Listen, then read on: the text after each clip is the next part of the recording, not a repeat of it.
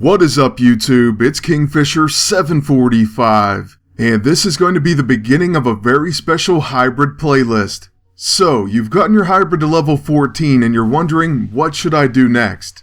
Mainly, how should you go about setting them up, and which special ISO should you buy first? Well, you shouldn't feel alone because this is a daunting task for anyone. There are so many options out there, it's really hard to choose. So enter the Hybridization mini-series. Now in this mini-series or playlist, first we're going to go through this setup video and I'm going to take a special look at every single one of his ISO and basically discuss them and rank them for you. So that's probably going to take up the full video. However, this is only going to kickstart the series because after this, I'm going to take a special look at each one of his classes, show you my build for them, and then we're going to take a look at it with a special team in PvP. So that's right, not including this video, there's going to be a 5-video mini-series just for Hybrid and his classes. But with all that being said, let's go ahead to the store and begin by looking at his empowered ISO 8. First up, we're going to focus on the Genetic Memory E-ISO. I would definitely rank this at number 1 as in the first E-ISO that you should get, at least when it comes to Hybrid. And my reasoning for this is because it not only works on him, you can also equip it to Agent Venom and Anti-Venom. It's a really good ISO because it causes all allies with a symbiote to gain increased accuracy, attack, defense, and evasion. So the fact that it can potentially apply to different teammates and it can be equipped to 3 different characters makes this the most value for your gold. For those reasons, I would rank this number 1, and it was the first E-ISO that I bought for Hybrid. Next up is where it begins to get a little bit more tricky. It's going to depend on which class you want to use and what you want his role to be. I for one saw the Red Knight E-ISO and thought, this one really does have a lot of promise. It's going to give him Selective Protector, so he'll protect allies from single target and area attacks, but he will not protect against counter classes. I thought this E-ISO could be very interesting with his Scrapper class or his Infiltrator version.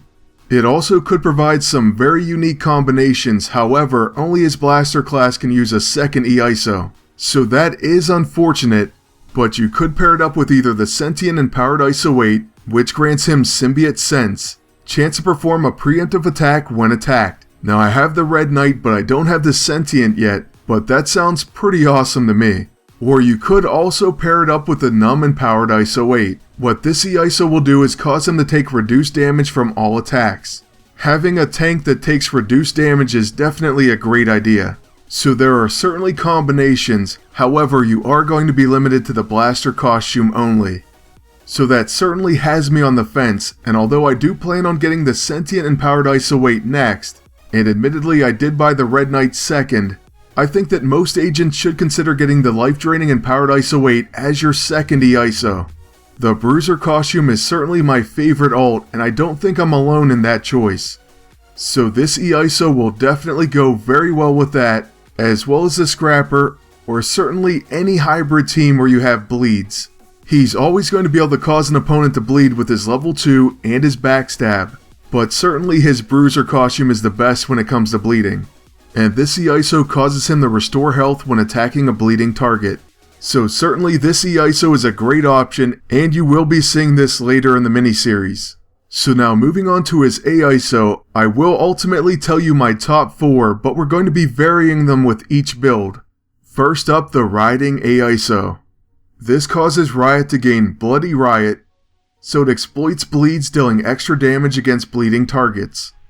This can actually cause that hard-hitting level 1 to do even more damage, and I think it's a phenomenal A-ISO, especially for certain classes, and I think you know which one in particular.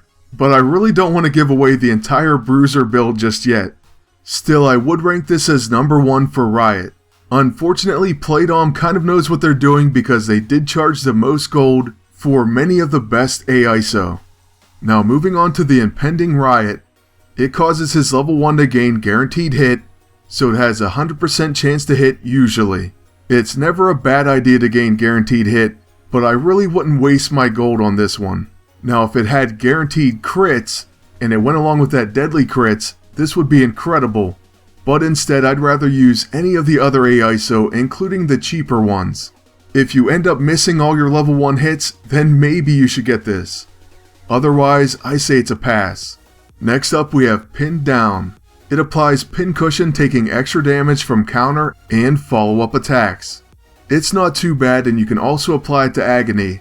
But you already know what my favorite level 1 AISO is, and we'll get to my favorite level 2 AISO very soon. However, I will tell you that I'm probably going to use this on more than one of my builds. But then moving on, the Agonizing AISO is also 5 gold, and it applies to Riot or Agony. This is going to apply pain, increasing damage taken by 8%, and it can stack 3 times. Another semi-average AISO, but it could find its uses once again. Next up we have Hunger Pangs, and this causes Agony to gain Consume. Tasty. Basically this equates to a 10% HP restore. So it's not too bad, but not great. But now my favorite AISO for Agony, the Quilled Augmented ISO 8. This could go on Agony or Lasher, but what it does is causes it to gain hemorrhage, causing all applications of bleeding to trigger. This can be pretty amazing in the right setup. For any bleed team it could be considered a must-have. It will definitely help out as far as damage, and just think it'll go great with the Riding AISO. But once again I'm giving away my favorite build, which we won't see until a later video. So that would be my number 1 for his level 2. Now moving on to the Infectious AISO. This is for his level 6 Phage, and it causes Creeping Infestation to now have a chance to spread to allies whenever an offensive action is used. Now I can't say anything negative about that. Creeping Infestation can be great, and we'll talk about that a little bit more later. But the Debilitating AISO is my favorite for this ability. That's because it causes Phage to apply to power, so actions no longer apply statuses. Depower is one of the best debuffs in the game. Just to give you a quick reason, it's one of the few abilities that can stop a Pestilence Beast team from applying debuffs to your team. It's that good and that powerful. And so that's why this is number 1 for my Hybrids level 6. And that goes for any class.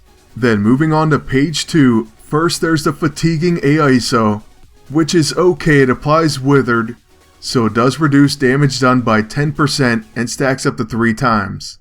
Next is the Infested AISO, which also works with Creeping Infestation.